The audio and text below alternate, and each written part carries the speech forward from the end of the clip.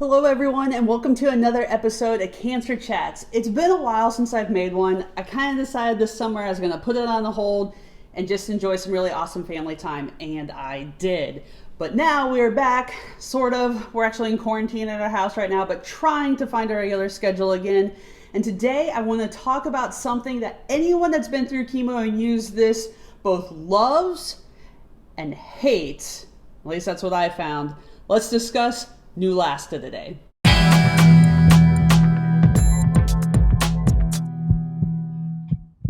All right, like I said, we're going to be discussing Neulasta. And if you have been around the Neulasta block, you know what I'm talking about. But if you haven't, let's spend a few minutes describing what actually Neulasta is. So it is a shot that you can get in a couple different ways that you might be prescribed for after chemo. And the whole idea is chemo wreaks total havoc on your body. But Neulasta is kind of like the good guys coming in and trying to give your white blood cell count a lift, a boost, because a lot of times your white blood cell count bottoms out. And if you've known someone going through chemo, you know that their counts get looked at a lot. And if it's too low, you can't do treatment. And this happened to me a number of times. And it's really disappointing because as much as you want to go get chemo, you want to be fighting what's going on in your body, I mean, you don't, right? Like, you don't want to be putting these drugs in you, but you know it's for the best. If you've made this decision to do chemo, like I wanted to see it through, and my white blood cell count kept kind of like postponing that. But with Neulasta, hopefully it should help. So for me, I got the Neulasta right on the back of my arm. Maybe the back of my arm here. Anyways, I have a picture. I'll show you. It was just this little thing that could go on the back of either of my arms or actually on my stomach. And it would wait at least 24 hours before injecting the drug into my body. And that drug, as it was explained to me, basically kind of made your bone marrow make more white blood cells. It would kind of force them out of you, which, if you've had Neulasta, you get some real bone pain with it. Like, couple Neulasta pain already with chemo pain, and it is a cruddy recipe. There's no two ways about this. Neulasta sucks. But Neulasta also does some really good things. So it's kind of this both and, this love-hate relationship with Neulasta.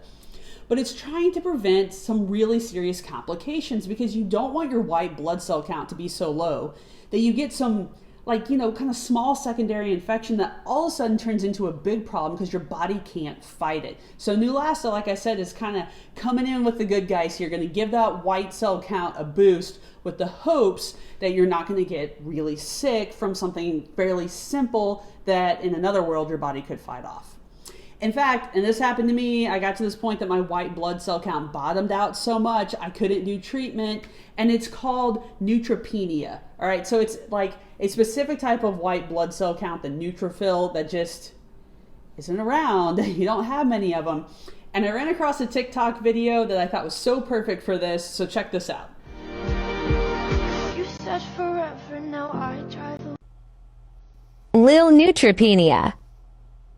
All right, so this is a common thing that can happen sometimes. So again, Neulasta is hoping to stave off this issue of neutropenia, of you getting an infection, of you winding up in the hospital. But it can happen. But nonetheless, take the Neulasta. I mean, it wasn't even a choice for me, but take your Neulasta. Know it's going to stink a little bit, but fingers crossed that it really helps your body produce those white blood cells that you desperately need to be able to do treatment and stay healthy.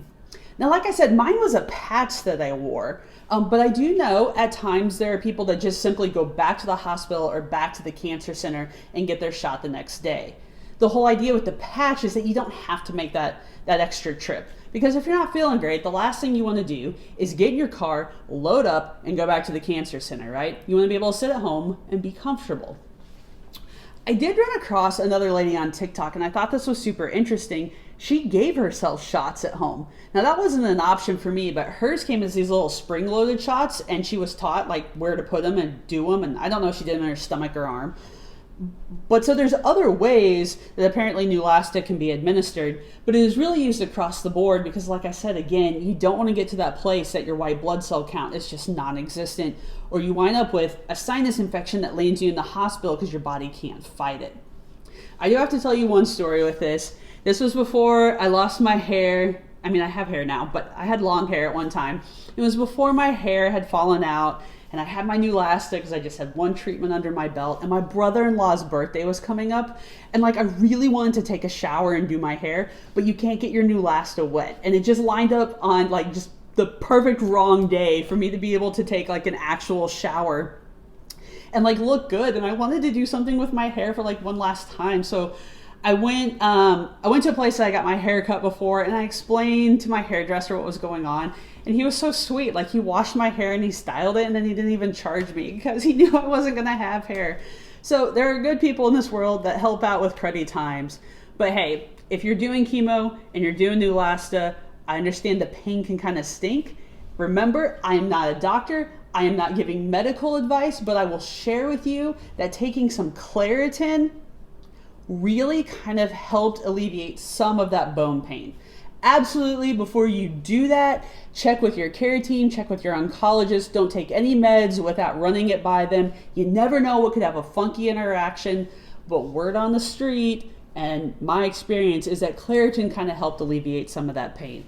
And man, if you can alleviate any pain while you're going through chemo, cancer stuff, I'm always for it. But always make sure you check with your doc. So if you're doing Neulasta, hang in there. It's awful, but it's also great.